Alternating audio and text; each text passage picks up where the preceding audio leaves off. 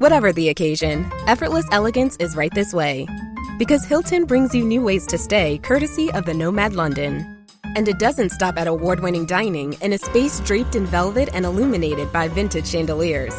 No, this day goes beyond with unparalleled personalized service and attentive hospitality. Oh, and did we mention the Nomad London can be booked using your Hilton Honors points at Hilton.com? Hilton, for this day. How many discounts does USAA Auto Insurance offer? Too many to say here. Multi-vehicle discount, safe driver discount, new vehicle discount, storage discount, legacy. How many discounts will you stack up? Visit USAA.com/auto discounts. Restrictions apply. This episode is brought to you by San Pellegrino. A meal isn't just about what's on your plate. It's about what you bring to the table. San Pellegrino believes the table is where the best of life happens. That's what makes gathering around it so rich and rewarding. And with their unique sparkling natural mineral water, San Pellegrino brings its best so you can bring yours. This episode is sponsored by Friskies, who would like to tell your cats hi. Now, if that didn't get your cat's attention, there is one thing that always does the trick. Just pour some Friskies crunchy food in the bowl and you'll hear those paws come running. Works every time. With so many Friskies choices, you can always bring your cats running from their secret napping spots. There's always more to explore. See for yourself at friskies.com or visit your local store. Welcome back to the Skating Penguin Network, everyone. It is Robbie here on Monday, June the 9th. We are now in our second full week of June here. And as always, I am joined by Snail across the country. In Seattle, and he is now what looks to be fully enmeshed in his new abode. Nice little backdrop he's got behind him that you guys unfortunately can't see, but Snell is here again, and we have hockey talk, just some general musing to touch on, not much. The Cup Final has been on hiatus a few days, not much coming from the Penguins that we didn't talk about in last week's episode, but we do have some mailbag to get to. But before we do any of that, Snail, how are things out your way? Oh, things are okay. It's pretty hot. It's 81 today. I just checked the weather just to make sure I had an accurate read on that. It was 85 yesterday. So summer poking its head out pretty confidently there. I mean, we still got a ways. Summer starts on the 21st, correct? Typically? Is that when it's like the longest day of the year? Yes. So, I mean, we're still a couple weeks away, but you could have fooled me. It definitely feels like school's out. Feels like that last couple of days of school. You remember those days, Robbie? Yeah, when it would be too hot outside to be inside, and the schools are baking. But yeah, most of our schools finished either the week after Memorial Day, or they had a couple stragglers left over that finished it early last week. So, but yeah, it definitely feels like summer out here as well. We don't have the humidity. It's so funny. Seattle is so like, the weather out here is typically cooler and wet, but it's 80. It's going to be mid 80s, and we have a heat advisory on our iPhones popping up telling people to be careful. So if that gives you any idea of the type of folk out here, that is extreme heat to us, I guess, in June. But man, a lot of crazy stuff going on in the country. Every time I check my phone, too, we're not going to get in and talk about any of that. We're not we're not that kind of podcast. But Robbie, every time you check your phone, it feels like something crazy's happening lately. Yeah, it is. I don't know if it's people finally getting out in the wild after a long winter that felt like it went a little extra long because of the cold temperatures that hung around or what. But definitely. It seems a little chaotic out there right now. It's a little quiet in my area. I don't live in a densely populated area, but it definitely feels like it's getting a little crazy out there from some people. It is getting a little crazy out here in Seattle. It's, there's a buzz about things going on this side of the country, but that's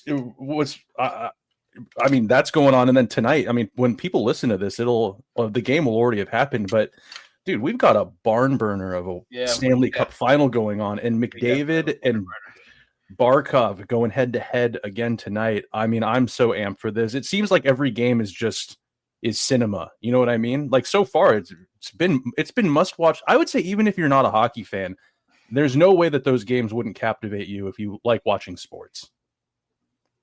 Yeah, absolutely. If you are a new fan or just getting into hockey, this has been a great welcome for you, because this series through 2 games it's basically been 3 games with the overtimes counted in. So you're getting to watch plenty of hockey. Edmonton, they get a tying goal late in that game too. Corey Perry, the ageless wonder, ties that game with about 15 seconds left. And just a bananas overtime then. Just chances up and down the ice. Pucks going off the post. Great saves on both ends of the ice. But then it's the little rascal, Brad Marchand, even at 38 years old, putting his Hall of Fame stamp on his career, certainly regardless of how this series turns out. But 2 goals in game 2. He's been one of their best players. What a deadline pickup he was for Florida. And he gets the winner in game 2, and we are back in South Beach now. 1-1 by the time this comes out. Like Snail said, we will have a 2-1 series one way or the other. But it's been a fantastic series. If you're a seasoned hockey fan, a new hockey fan, someone just tuning in to put something on TV, it's giving you a lot to watch. And that is what makes the Stanley Cup playoffs great, is this. Sometimes it feels like it can be a bit of a dud, but through 2 games of this series, it has felt like every bit lived up to every bit of the billing that we expected. It is what I think are clearly, at least at this point, the 2 best teams in hockey. Maybe they were destined to meet a second time here, but we got at least 3 more games of this. I feel like we're getting at least 5 more games of this, just the way the series is going. But buckle up, because it's going to be a wild ride. I can't imagine what Edmonton or Florida fans are feeling through 2 years. I'm sure that they are about emotionally spent at this point.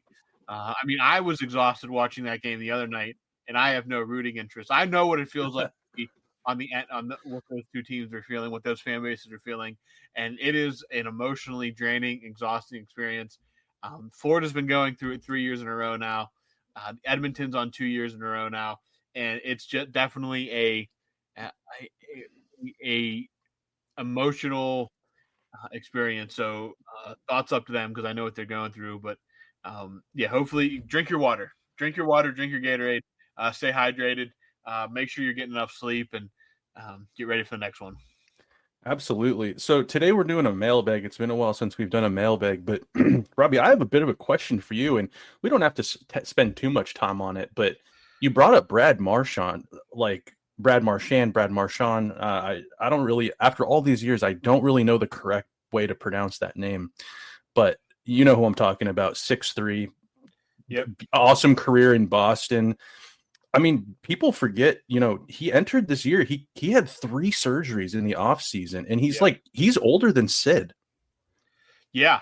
He didn't start. I don't think he came into the league. I don't know what his rookie year was exactly, but he was a late bloomer. Was it 2011? Did he win his rookie year? Was that the last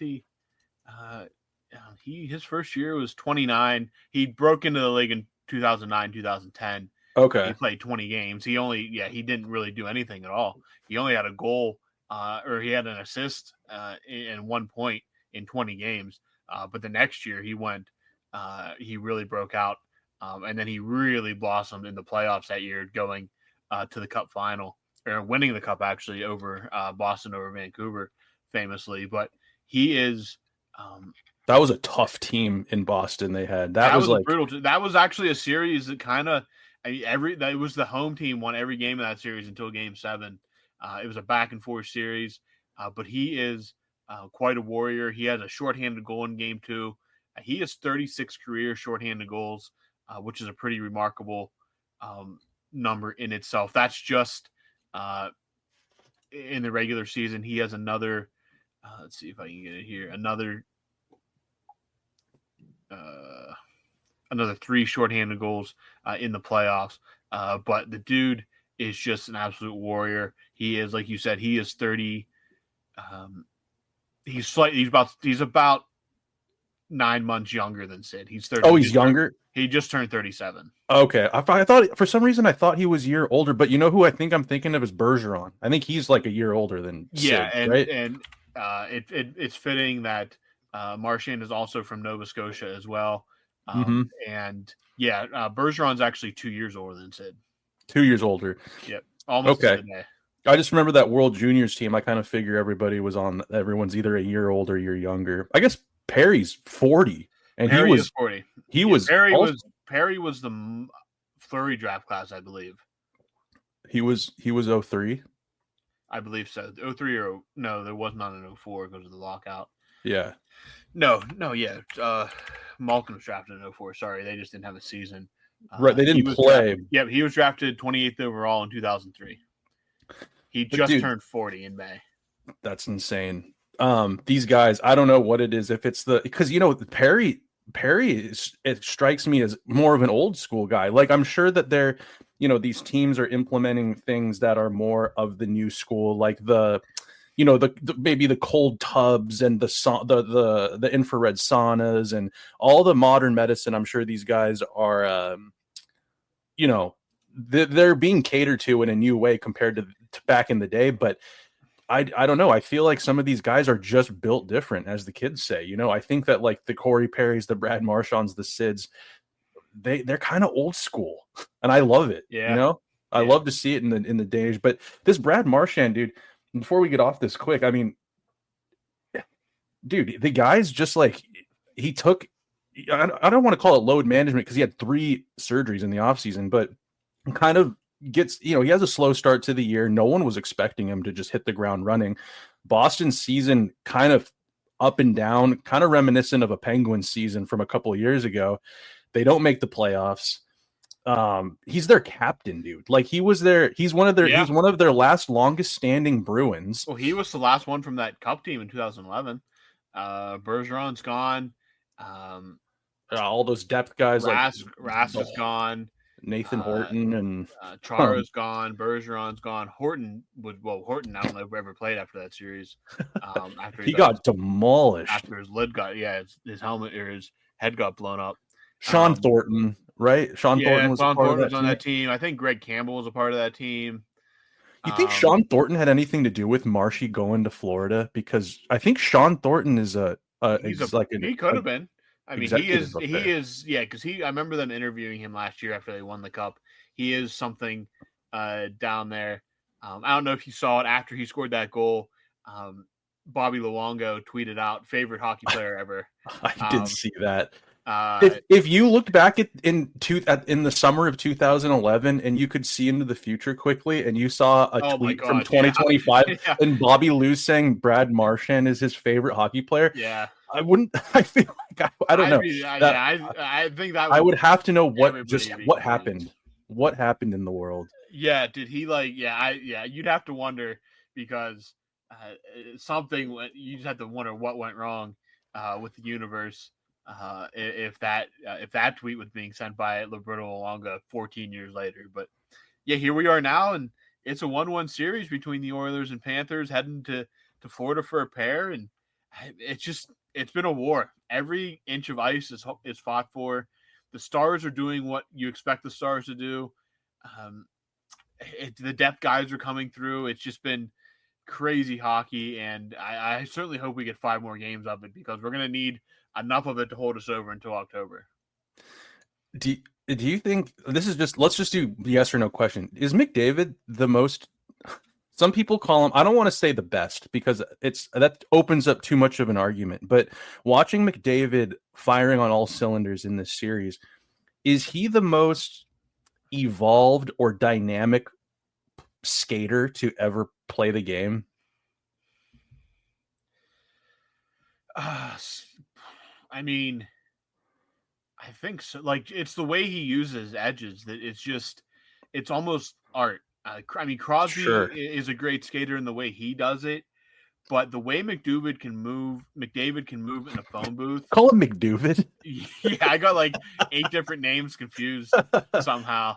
The move he made the other night on that goal that passed to Draisaitl, where he undressed Ekblad in a way that, I mean, Ekblad is not the player he was 2 or 3 years ago, but Aaron Ekblad is going to get paid by someone this offseason. And Oh yeah. And the move he made, he basically took, it was a power play. He basically took a 5-on-4 and made it a 5-on-2 with 1.5 dekes. Was that the easiest route or Dreisaitl's had to get open for a goal too? He just kind of coasts in and opens up, and McDavid, he's like a drone out there. Everybody gravitates to McDavid. Like everybody gravitates. Like that happened in the game winner in game 1. And McDavid had the puck. The defensemen were already in a bad position, and you gravitate toward 97, forgetting that Draisaitl is there somewhere.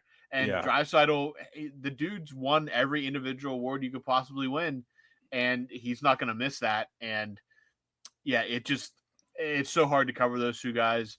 The fact that their power play conversion isn't above 90% is, I mean, it just goes to show you how good these penalty kills are, that they can even limit them to what they do. But no, I mean, Florida's penalty kill may have kept them in that series. They were down 3-2, and then they took 2 quick back-to-back penalties. If they convert 2 of those, it's 5-2.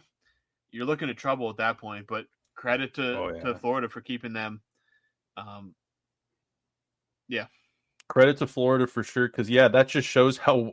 I mean, you got to remember too that like this, the Oilers team, they're missing Zach Hyman. I mean, Zach Hyman's a smart player, and he scores goals. Like he's not just, he's not like a depth guy. This guy is, I don't want to go Toronto on this, but he's a core player of this team. Like he's a core Oiler, and man, him not being there, you'd wonder if he had a little bit of impact on those power plays. But Corey Perry's turned back the clock too. That little dish he had to McDavid to set up Draisaitl in game 1 was a thing of beauty, and he's scoring late goals, clutch goals. I mean, Corey Perry is reminds me of 2022, 2019, 2000, like I just wind the clock back every year. He kind of reminds me of that guy all the way back to when he won the cup in Anaheim. He looks awesome out there, and it's really cool to see. Like Robbie, like you and me, like we're a little bit of an older generation now. It sucks. We're kind of getting old,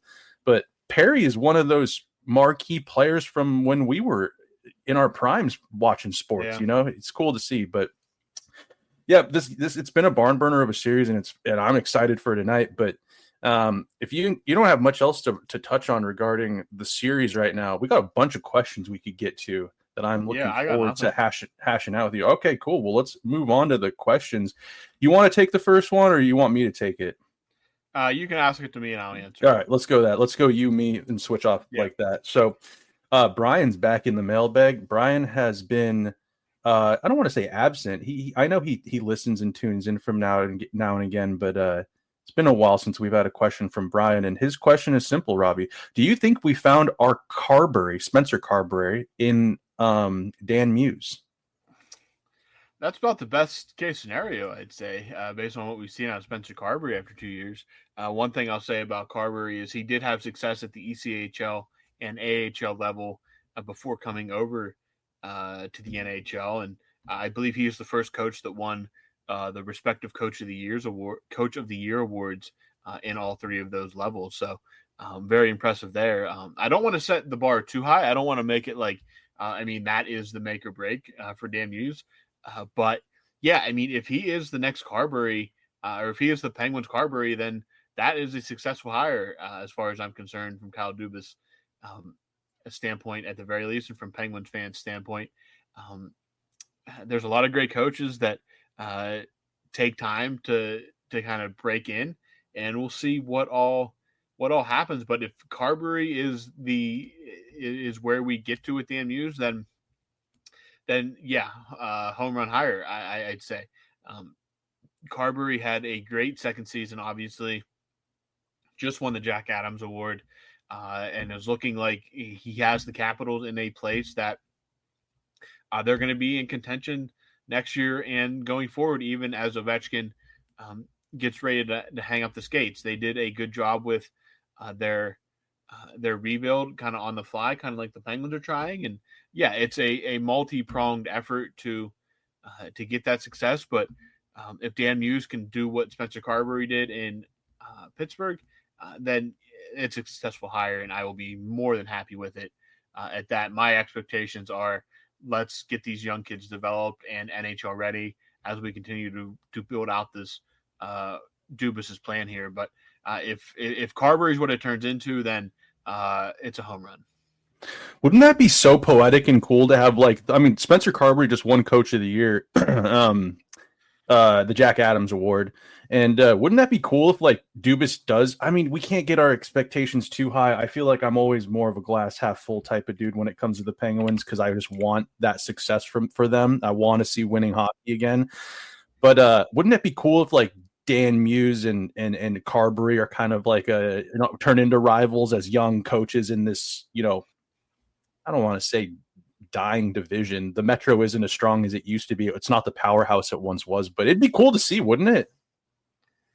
Yeah, absolutely. I mean, if Dubas's plan flushes out and we get back to contention and Dan Muse is the guy behind the bench, then I'm all in. Who wouldn't be? Yeah. All right. Sticking with Brian here for this next question. Do you like the rumors that we could trade for this is Minnesota Wild forward Marco Rossi? I've been hearing about this Marco Rossi to Pittsburgh thing. I feel like since the season sort of wrapped up, and I don't know where I really don't know where I am with this one.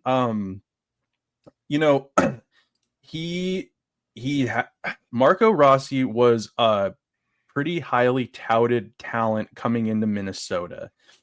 He's Austrian, which, he's European. He plays a skill game.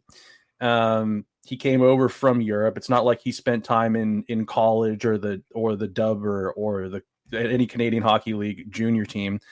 But I mean, the dude in the playoffs, he was playing fourth line. He was a fourth line center, playing with a couple of rugged wingers. He's got first line skill, but he doesn't have that complete game that you necessarily want if you're going to I want to say if you're going to pay him what I heard he's looking for he's going to need a bump in salary. It's going to be looking at maybe, I don't know. I think Elliot Friedman was saying something around 7. The cap is going up. The Penguins could use points though. When we've talked about maybe Mitch Marner being, rejoining Dubas, do we really want Marner in the playoffs? No, but the Penguins aren't making the playoffs right now. You're going to need to, we talk about the cap floor too. There's going to be you're going to need goals and you're going to need points if you want to even get close to meaningful hockey games. Marco Rossi had 60 points last year in 82 games.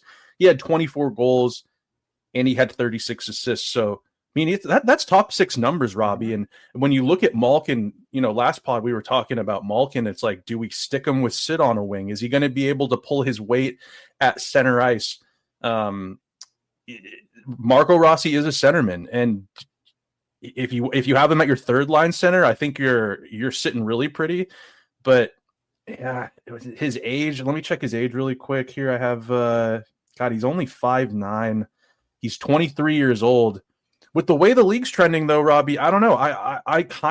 I'm leaning more towards why not? Why not bring this guy in? He's only 23. That's pretty young.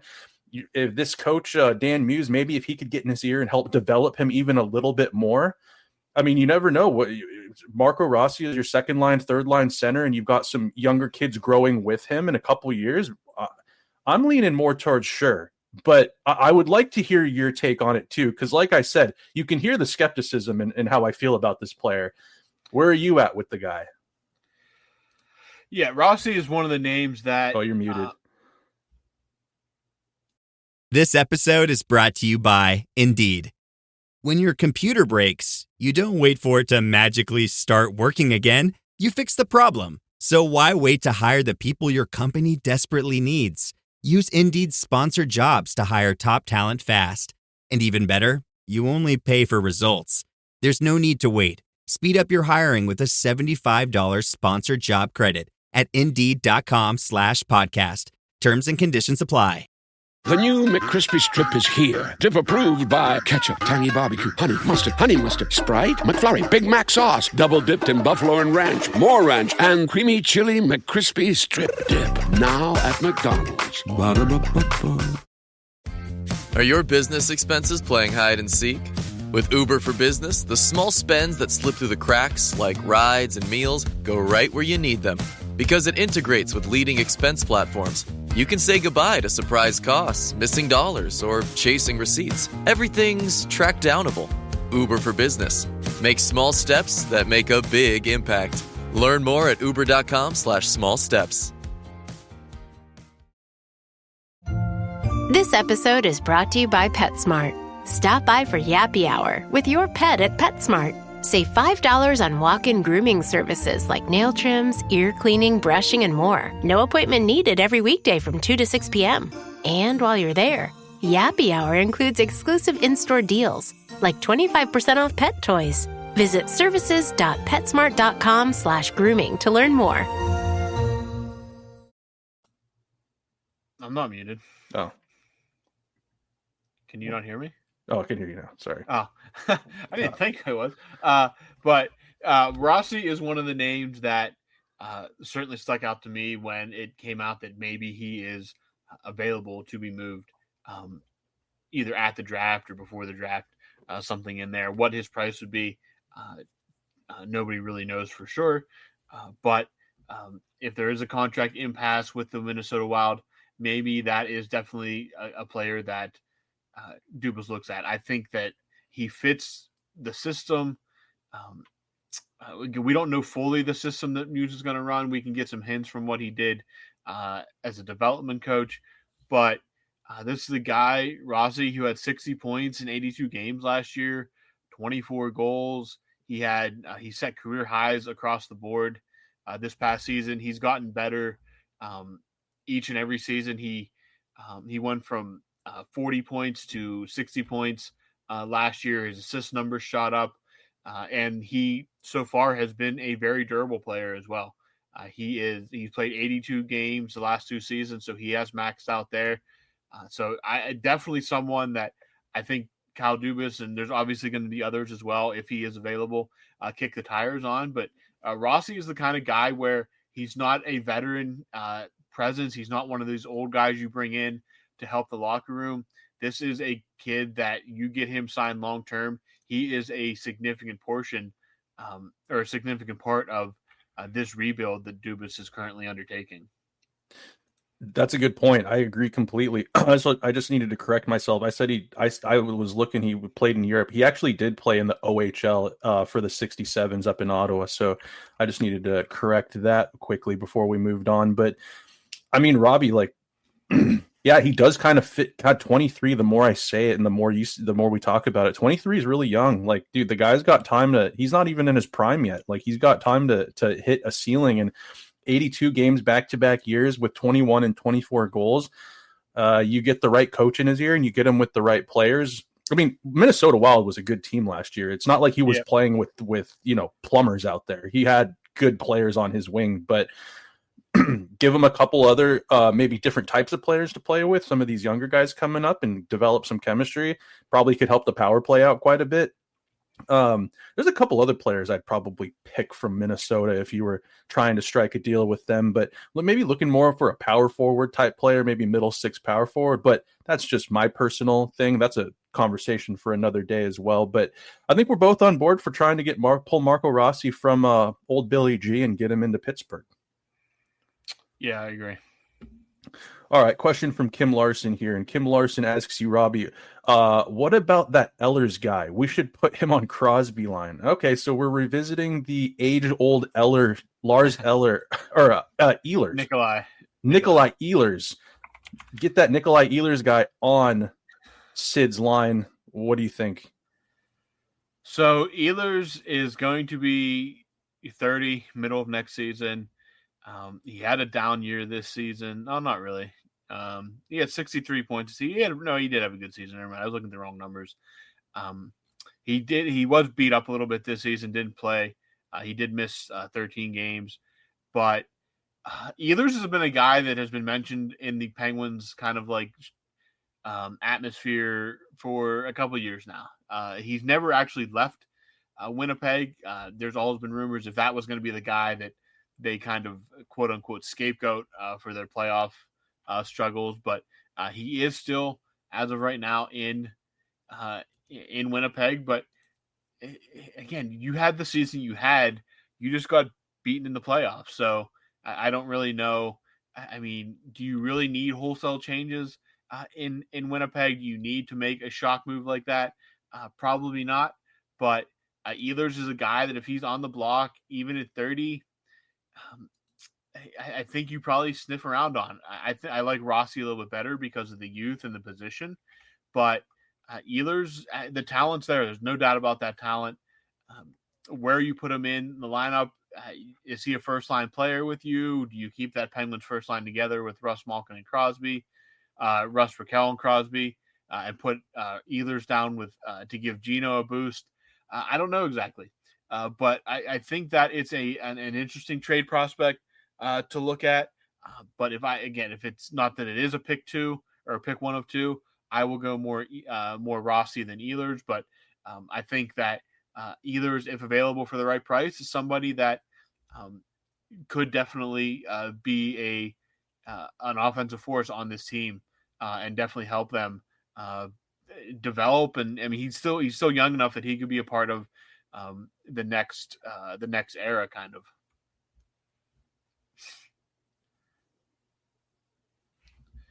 Yeah, I could. Yeah. Just quickly, I'm no on Ehlers. I think that window passed for me. I don't know if I'm at this point wanting to bring in a 30-year-old veteran. I thought that, I feel like even dating back to like 2016, 2017 at the deadline, this is a guy that's been rumored to be on like Jimmy Rutherford's trade bait list or something. But yeah, I'm probably a no on that. But if he came, I'm not going to be mad about it. I wouldn't be like, it's not like he's a bad guy. Yeah, that's kind of where I'm at as well.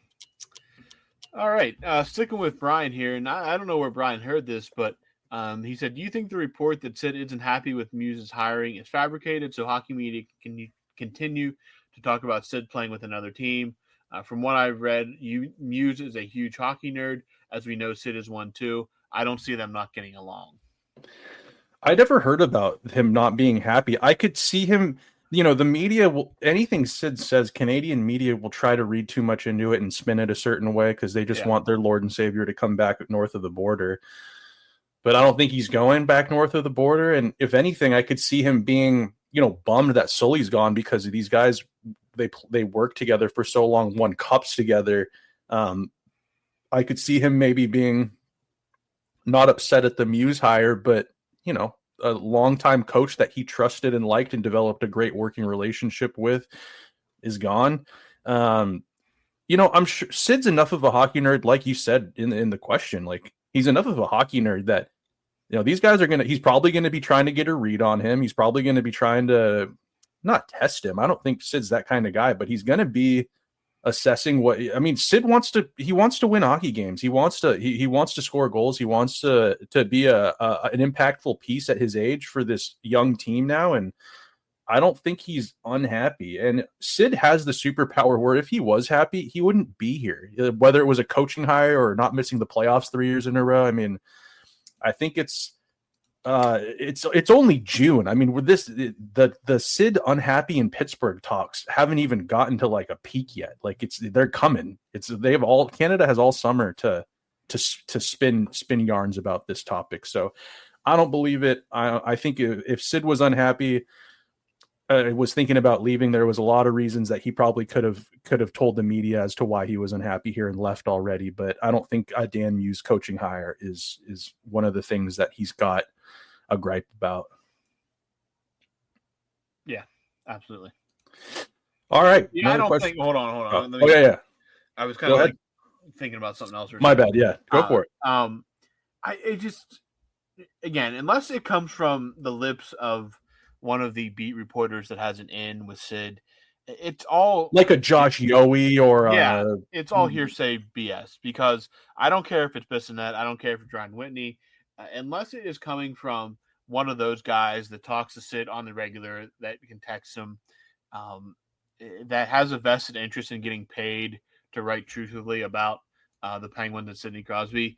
It's all BS, and I can't really do another year of this because it's becoming. It just It's the same story every 6 weeks. Crosby signed the deal last September to stay for another 2 years. He's been very clear that, the dude idolizes Mario Lemieux, Joe Sakic, and Steve Yzerman, all guys who played their entire career in one city. That means something to him. And he's won 3 cups. We're having a different conversation if he's like Ray Bourque right now, but we're not. He isn't. That's not who he is. And I just think that at some point, again, Sid's not ever going to come out and get like in front of a podium or behind a podium and start saying things like making declarations he's never leaving Pittsburgh, because there's no point into it. He's just wasting everybody's time because we all know the answer. At some point, you think some of these dudes have shame, but it gets people tuned into TNT. You get people tuned into Spittin' Chicklets.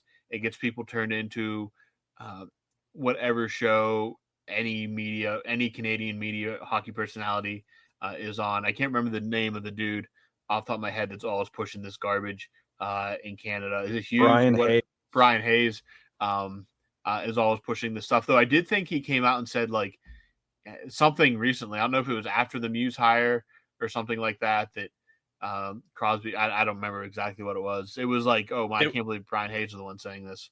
It was he said. It was when they were playing overseas for that's right, the IIHF tournament, and he actually on his own brought up, he was like, well, Dubas is the GM. You don't think Sid's saying we need a second line center in Pittsburgh to Nate McKinnon? That's what it was. Oh, that's right. It's like, well, people don't we need a start? Yeah, that's right. Because Colorado hasn't won in a while. Maybe we need to start. And it's really ironic that he's the one saying that, since he's the one that pushed all the Crosby to Colorado garbage for the past like 18 months. So. Yeah, I know, that was funny. Good point there. But yeah, if you're a Penguins fan, if you're frustrated by this, I have bad news. We're gonna have to keep doing this for probably until Sid retires. They might hang his jersey up in the rafters and being like, "Do you think that maybe he might unretire to go play for the Colorado Avalanche?" As Nate McKinnon's wheeled around in a wheelchair. Dude, I don't think Sid's going to Colorado. Like, I just don't think it's ever going to happen. Yeah, I have no thing to say. I'll go a step further. I bet you I think Sid might actually be like, kind of like, I think he'll retire and you might not hear anything from him for years. Like he might disappear like for a long time. He's given his whole life to the game and he's done. What hasn't he done? You know what I mean? He might be one of those guys that's like, I'm almost like behind on like my real life, like life outside of hockey. I need to go experience some things. And I'm saying he might, dip out, or he joins the TNT panel. Crosby on TV, I just can't see.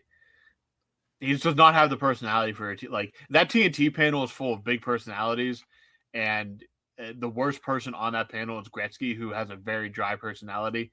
I just don't see. I could see him maybe doing some Canadian stuff, but that TNT panel just does not fit his personality. It would be tough. Maybe if him and Colby were next to each other and Colby's just prying things out of him, but Colby's just like, yeah. They're bringing up the McDonald's story yet again. Yep. Yeah. All right. Let's see. Where were we with that? That was the question about Muse being unhappy, or Sid unhappy with him. So, Brian, another question from Brian here. Do you have any preferred options on who is hired for Muse's staff? Brian says here that he'd like to see Gonchar back behind the bench in Pittsburgh. So I said this on the episode last week. I think they're going to go experience heavy with these assistant coaches. Gonchar, I think, again, Gonchar has plenty of experience, so I wouldn't be anti that, especially to kind of be the David Quinn role of running the power play and the defense. Again, you don't need Malkin, or you don't need Gonchar around anymore to be like Malkin's babysitter or anything, but more as a coach, especially with a guy like Brunicky and Pickering, these young guys. Get a guy in there that should be in the Hall of Fame and not in the Hall of Fame, but Gonchar, Gonchar at this point, it's not like you're just doing it for nostalgia's sake. You have a guy with plenty of experience now behind the bench. I think Gonchar would be a name to look at. It won't happen because he was talked as a head coaching candidate, but Jay Woodcroft obviously is a name that has been tossed around, or at least in my head been tossed around, but I don't think they're going to go with the guy that was potentially in the running for the job that Muse took in Pittsburgh. But I think that they're going to go experience heavy, especially with a coach getting his first taste of head coaching experience in the NHL. Who some of those names are, we may not even really recognize them. They just might be guys that have been around, maybe even guys that have been in the AHL that have plenty of coaching experience. But I think it's going to be experience heavy. I think Dubas is going to play a big role in that as well. Him and Muse, I'm sure we'll talk through that here in the coming weeks. But Gonchar is a very interesting name, and one that I would not necessarily be against if they would explore that route. Tortorella's behind the bench as assistant coach. Man, I don't think in any way they bring Tortorella back, or Tortorella. I don't know if for a whole season, I don't think, like for the Olympics and stuff, Tortorella is probably fine for that. As a season-long NHL assistant, I just don't think you don't want to put a new head coach. You don't want to put John Tortorella as an assistant coach when you have a brand new head coach. That would be no. Totally. Go get Brucey. Yeah, bring Boudreaux in. That would be a great one. All right, our final question here, and this again from Brian. And talking about the Cup Final, like we just discussed earlier, and he said, "Has there ever been a Cup Final as well matched as what we're watching this year? I'm having so much fun watching this. Now, if I were an Oiler or Cat fan, I'd be on edge every night."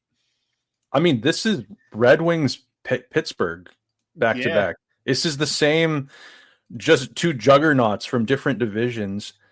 And they both, the extreme offensive team has learned how to play a more solid defensive game, where the Cats are just relentless physicality. They can score. It's all shades of that series to me. Mm-hmm. It's the Wings, the 08-09 Cup Finals with the Wings and the Penguins. But I guess in more recent years,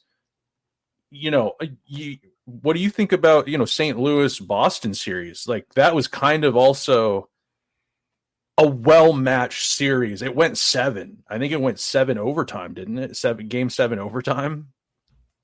That 2019.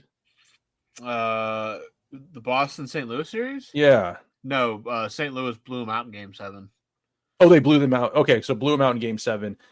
Yeah, that's right. So, but that was a slobber knocker of a series where Boston had all the veterans. They had Pasternak was making a statement that year, and then the Blues had that miracle run where they were last place fighting each other in practices, and then they end up just going on the heater of all heaters to end the year and got through the playoffs and had kind of that miracle run. So. Maybe that one, but to me, it's just shades of Red Wings, Penguins, to 2008, 2009. But what do you think, Robbie? I mean, you agree with that, or just like thinking back, last year's series it was bad and then it was great, but this has been two absolute just bangers to open a series. And I'm just trying, like you said, trying to think back. Like even when the Penguins were like the Penguins Predators series was two teams throwing haymakers for a while, and but like thinking back, like that Kings Rangers series, a lot of people like it was 5 games and the Kings pretty much were clearly the better team, but there were some long overtime games in that series because Henrik Lundqvist was playing out of his mind just to keep them in it. But in terms of it's been quite a while since we had a true great all-time Stanley Cup series. It's been a really long time. You think about in 2001 when Colorado beat the Devils in 7 games. The Penguins Red Wings was a 7-game. Again, I was basically sick that entire series. That was a nauseating hockey series to be a fan of. But trying to think, who was 2018? Capitals, good Caps. But like Tampa, Dallas in the bubble, that was just a weird series. Tampa, Montreal, that was just one team clearly outmatching the other team. As cool as it was to see Montreal in a final, but again, shortened season. Vegas, Florida, that was just Vegas, or no, Colorado, Tampa. Well, it was okay. I'm trying to think who else we got here. Vegas, Florida was that was one-sided. So yeah, I mean, last year was a great series. I mean, you almost had a historic comeback that fell short, but this year it feels like every shift is just absolutely. It's must watch. Yeah, it's must watch hockey. If you happen to be a new hockey fan or just getting into hockey and you find this podcast, and just watch this series. I don't care if you have to go back and watch it. It's shift after shift. It's just nonstop hockey at its absolute best. Two teams, clearly the two best teams in the running. The superstars showing off. It's must watch hockey. It's as good as much must watch hockey as I've seen in at least 10 years. I don't know if we'll get another Stanley Cup final. I mean, I hope so. I hope the Stanley Cup final is is truly like you hope it is. Yeah, the pinnacle, the penultimate hockey match. But typically they're not. Kind of like Super Bowls, you know. I feel like it's always like the first round and then the conference finals are the real joys to watch. I think what happens is like sometimes you get a feeling out process of these teams, but these two teams, they're basically the same teams that you saw last year.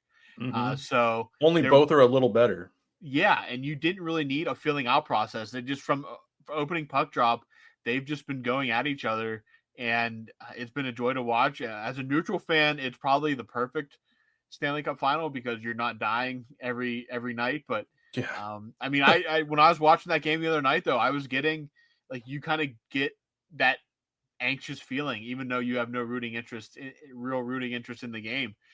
But again, I admit I am cheering for the Oilers in this series. I want to see McDavid get his, so made it that way. But it won't make or break me if Florida wins. It's just that's my rooting interest. But like, yeah, if you're a fan of one of these two teams, get some blood thinner, get some. Make sure you're drinking plenty of water. Make sure you eat. Get an IV drip if you need it. Just try to stay healthy is all I can recommend to somebody who has been through it more times than a lot of other fans. For sure, yeah. And I don't know, even as a Penguins fan, those last couple Stanley Cups that they won, it's. I don't know. I was oddly confident in the Sharks one. It was the Predators one. The Sharks one, I didn't think they had any. I figured that was after they got by Tampa Bay was the real Stanley Cup final in that series. It was. And Washington. And then after Kunitz scored in double overtime against the Senators, I didn't think there's any way they were not going back to back. I just figured they weren't letting Nashville win that series. It was just the goaltending that scared me a little bit with Pekka Rinne was, I mean, he could have stolen the whole series, but he was dreadful in Pittsburgh. He was. And Matt Murray just decided he's not going to give any goals in the last two games. So amazing. Oh, what could have been? Stuff. What could have been? For sure. But this Stanley Cup final is a slobber knocker, and I guarantee you that tonight is. I mean, there's a lot of good characters in it too. You've got, you've got Kachuk and Sam Bennett, and even Ekblad's kind of thrown his name in the hat for being kind of a dirtbag, and you've got Kane, and you've got Trent Frederick, and you've got McDavid and Draisaitl just putting on a show, and Corey Perry falling on goalies. It's just good stuff. So, absolutely, that's our thoughts on that. But yeah, that is, and that's all the questions for this round. We do have more that we'll get to later in the week. Yep. So if you didn't get a chance to ask any questions, you can head over to the Twitter. And we'll get to them. There's still some floaters that we'll get to in another episode this week. So if you didn't hear your question, hang tight. We'll get you on the pot. We'll get you answered in the next episode. But yeah, so that's the first serious mailbag we've had in a little while. So it's nice to get back to that. Hopefully we can keep that running throughout the summer. As we get in, it's going to get busy here in the next couple of weeks, guys. The Stanley Cup Final can go until Friday the 20th. I looked today, but the draft is a week after that, and then free agency is less than a week. It's literally just days after that. Then, so Stanley Cup Final Game 3 will be over by the time you listen to this.